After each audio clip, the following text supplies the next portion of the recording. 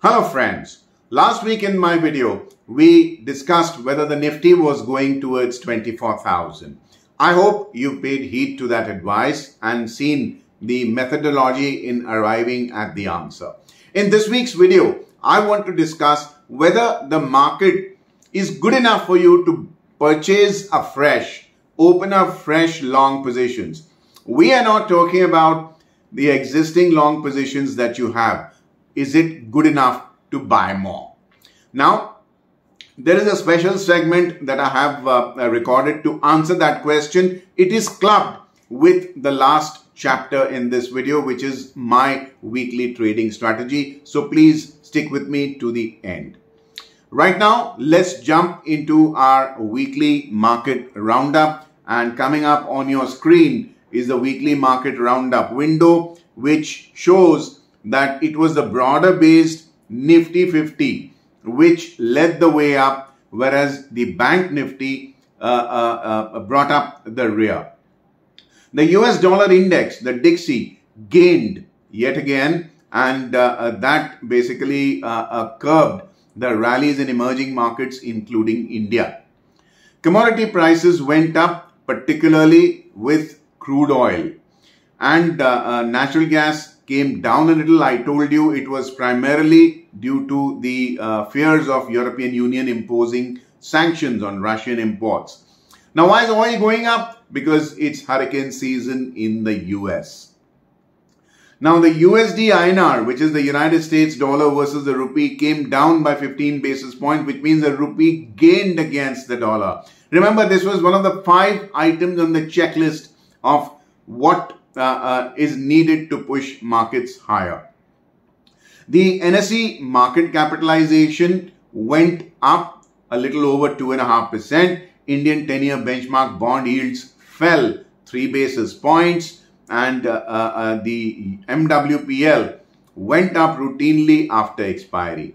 Where US headline indices were concerned, the Dow Jones Industrial Average fell 0.5%, whereas the Nasdaq and S&P 500 went up. The fact that the technology-heavy Nasdaq went up tells you that it's quite possible that domestic IT shares might witness some cushion at the current levels. Now, friends, let's take a look at the relative comparative strength in the Nifty versus the Bank Nifty. Why is this important?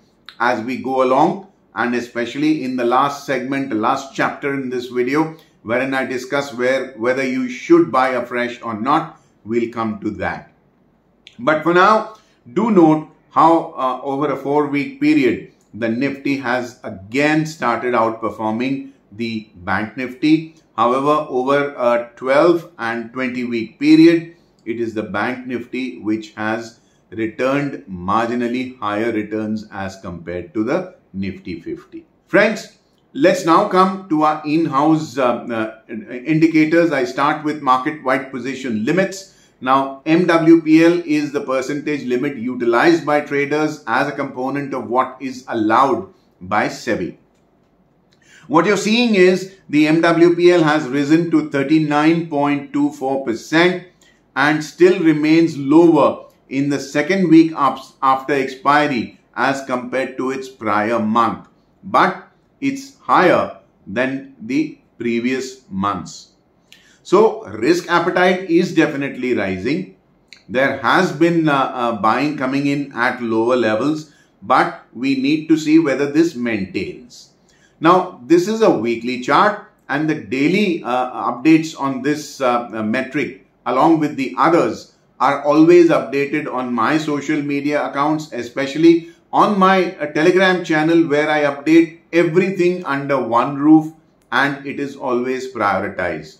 These are my contact coordinates on your screen. Please make an effort to connect with me here. Friends, I now come to the advanced decline ratio, which after the price is the most leading indicator of which way the winds are blowing. And last week, what you saw is the Nifty gained only 0.75%, and the advanced decline ratio came down from 2.81 to 1.71. which means for every 100 losers, there were 171 gainers. Do remember what I told you in last week's video, the advanced decline ratio of 2.81 seemed unlikely to sustain because these lofty levels are very, very difficult to hold on to unless you're in a very raging bull market, which it is not. So let's watch this metric as well in real time. I update this on my social media accounts every day. Friends, I now come to the stock and index futures turnover, which has collapsed. Now, this is something that you need to take note of. Futures require a whole lot of margin, mark-to-market payouts, concentration margins, extreme loss margins, etc. The fact that traders have come down in their participation in the high-risk, high-capital-intensive futures segment tells you that risk appetite was lower. I wouldn't blame traders, especially after the market volatility of 4th of June on the day that results were announced. That kind of drubbing is not something which a retail trader recovers very easily from. So turnover is something that we need to monitor in real time on my social media again. The Nifty and Bank Nifty impetus. This is our in-house indicator you won't find anywhere. Both the indices rose last week with a salutary gain in the impetus. And this impetus reading is at a period high. Now, what it really means is that there was ample amount of buying momentum coming in both the indices. Can it be sustained? That remains to be seen.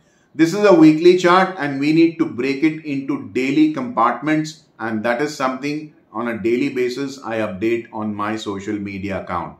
But so far, so good. The impetus has risen with the price. That's what we want.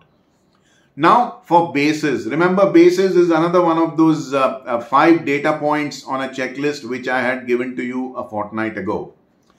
Now the basis is nothing but the discount or premium prevalent in futures compared to spot, and just like options premium, basis tends to contract as we head towards expiry.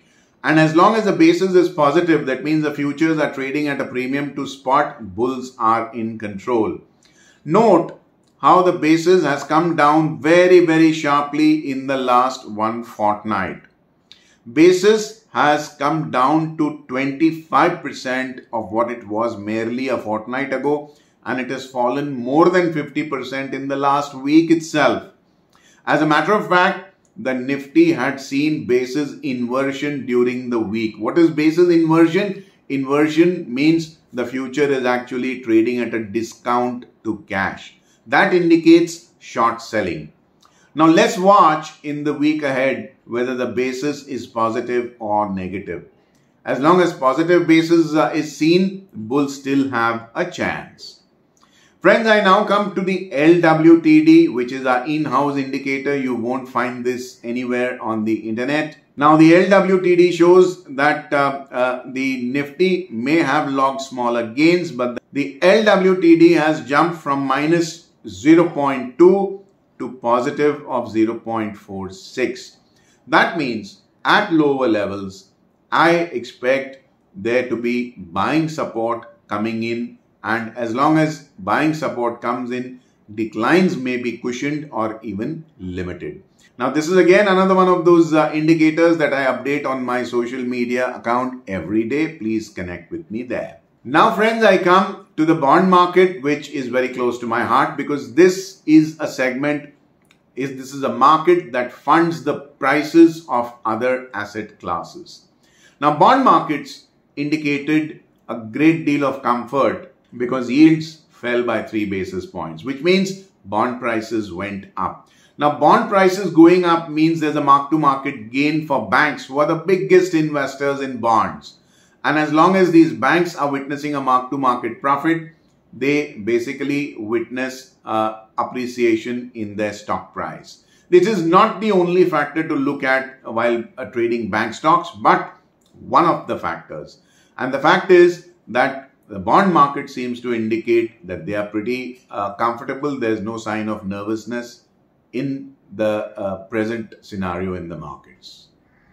Friends, the bond market's done. I now come to the Bank Nifty, which was a relative underperformer as compared to the Nifty 50. This index gained 0.40%, and as you can see on the daily chart on your screen, it rose on merely 2 out of 5 trading sessions, and qualitatively speaking, these rallies were with candles that show selling at higher levels. Do note how the body of these candles is small, and Wednesday's candle actually is showing nervousness. Now, students of the VSA School of Technical Analysis, which is the Volume Spread Analysis School of Technical Analysis, will tell you that this is not exactly a very confidence-inspiring sign in the Bank Nifty. And the gigantic bearish power candle made on 4th of June is yet to be overcome, which means overhead supply coming in from weaker hands who were trapped with long positions at higher levels. The price remains above its monthly moving average, so the short-term outlook is positive for now.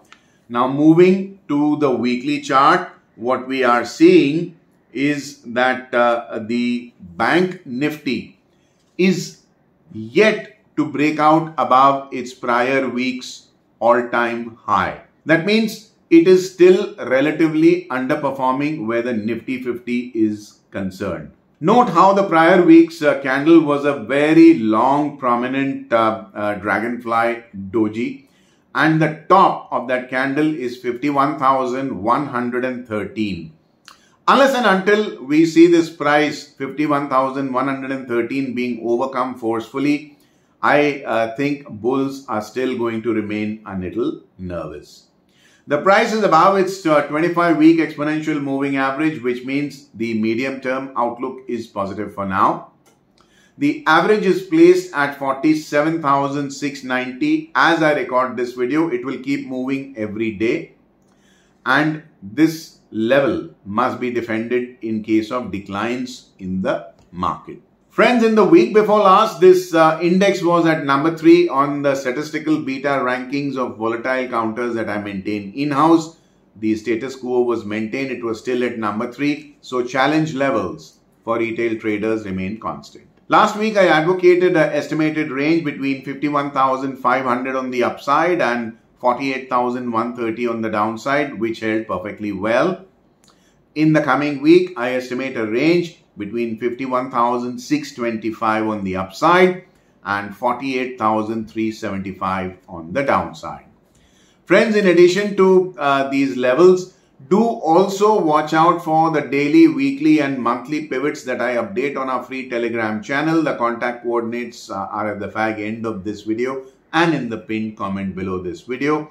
That will help you laser precise your trading methodology even further. Friends, the Bank Nifty done, I now come to the Nifty 50, which gained relatively more than the Bank Nifty by clocking in 0.75% gains, and it rose on only one day out of the 5 trading sessions last week, that is on Friday. The price is above its month-long moving average, so the short-term outlook is optimistic for now. The Dragonfly Doji on Friday indicates that bears tried to push prices lower but failed. Between the Nifty and the Bank Nifty, it is the Nifty 50 which is appearing relatively stronger because it has already overcome the high of the candle made in the prior week.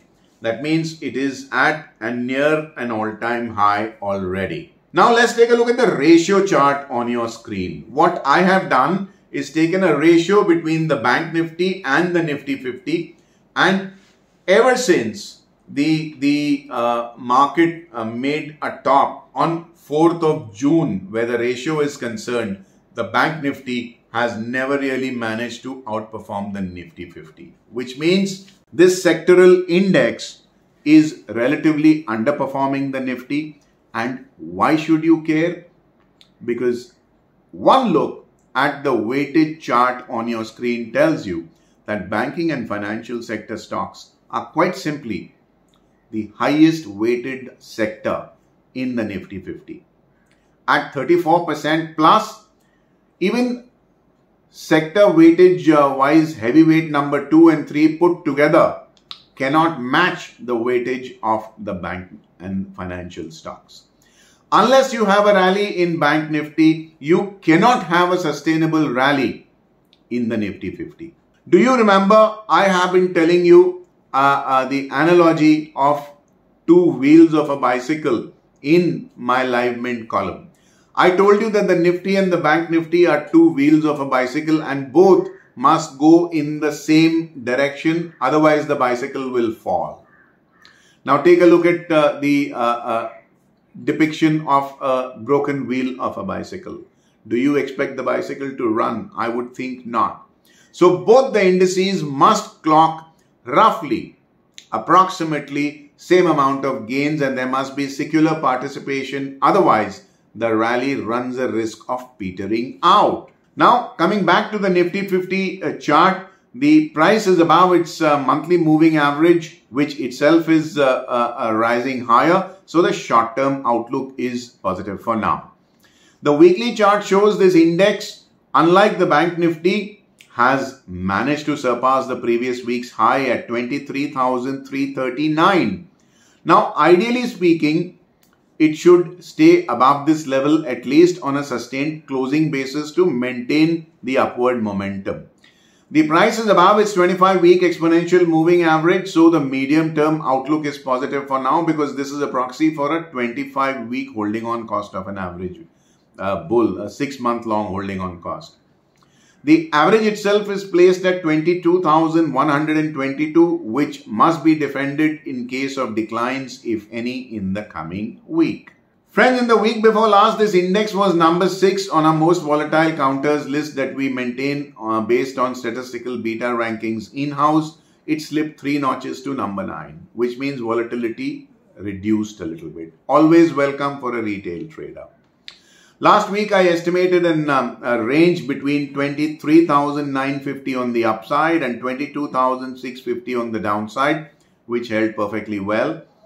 In the coming week, I estimate the range to be between 24,100 on the upside and 22,850 on the downside.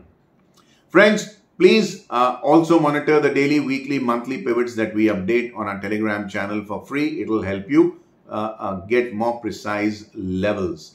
And a word of caution and a word of advice here.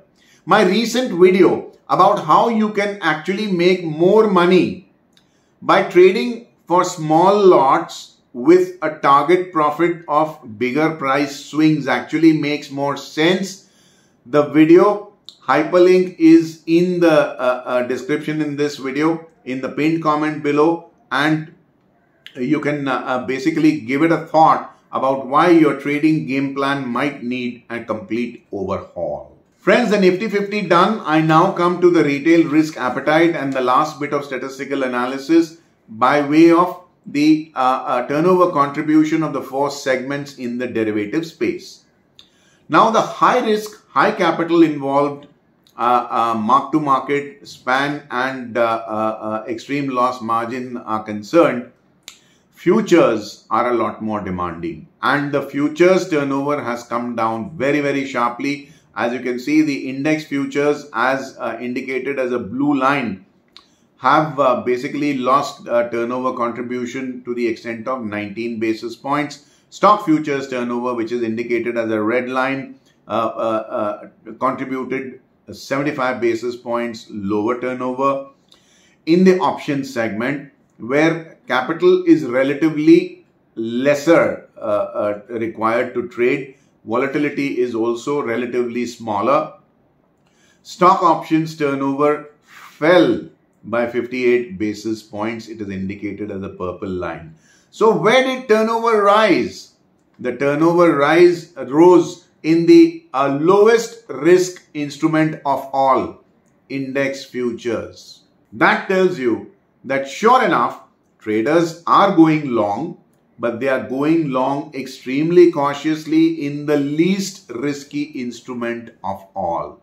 That tells you overall risk appetite had shrunk. I want this risk appetite to go up before I can tell you it is worth buying at the present levels. Now friends, for that segment of is it justified to make fresh purchases at the present levels. Look, as far as your existing long positions are concerned, yes, you may continue to hold these long positions. Do you need to do anything to protect the notional gains that are provided on these long positions? Yes. I think you should initiate tail risk hedges or hacienda hedges, which I have told you many times in my past video, and those of my online family members who've just joined. There is a hyperlink to my Telegram channel's write-up where I have explained what a tail risk or a hacienda hedge risk is. Please initiate these tail risk hedges and protect your existing long positions. Now, do you remember the checklist that I had shared with you a fortnight ago in my video? Here it is as a reminder. Do note how these 5 points need to total and move in a positive direction before you can say that it is justified in buying afresh. If not all, at least 3, but I would be preferably wanting 4 out of 5 conditions to be met. Now let's take a look at what really happened last week. MWPL, yes, it rose last week, so green tick. Now basis, it actually fell. Nifty actually went into basis inversion. That's a red flag. Not happy with that. At least the Nifty should not, none of the indices as a matter of fact should see basis inversion in the week ahead. Impetus, both the indices saw higher impetus with the price, so green flag. LWTD or the lift weight thrust drag indicator, it was up last week. It must remain up in the coming week with rising prices. If at all, we are justified in buying afresh at present levels. And then the 5th point I told you was the bond yields and USD INR. Bond yield must fall, which it has last week, and the USD INR should indicate that the rupee is gaining strength versus the dollar, which means the USD INR must fall, irrespective of what the Dixie or the US dollar index is doing in the overseas market, which happened last week. But markets are forward-looking creatures. What happened is past. They want the same thing to be repeated in the coming week before you and I can buy again. So keep an eye, keep your ears to the ground for the horse hooves of the approaching USD INR and the bond yield levels. Now friends, let me share my trading strategy in the week ahead. First of all, I will continue to buy small with tail risk hedges as I have told you, and a reminder, do watch this recent video about why playing with smaller trades, smaller lot exposure for wider price swings actually makes a whole lot more sense. So I will continue to implement the advice that I have shared with you. As for the trading sectors, I think public sector units or PSUs will remain in focus as far as I'm concerned. Out of the PSUs, my special attention will be on public sector banks or PSBs, OMCs, oil marketing companies, power generation companies and other power distribution companies as well. Because these counters are providing a huge amount of two-way price movement. Now with the hurricane season coming in the USA, I expect oil prices to start witnessing cushions on declines or maybe even higher levels. And in the public domain, you're going to have experts coming out and telling you oil is a great buy. But do remember, the hurricane season is a passing phase. So I intend to implement a combination of linear versus non-linear strategies to fade this advice which is floating in the public domain. Fading would mean taking a contrarian stand against.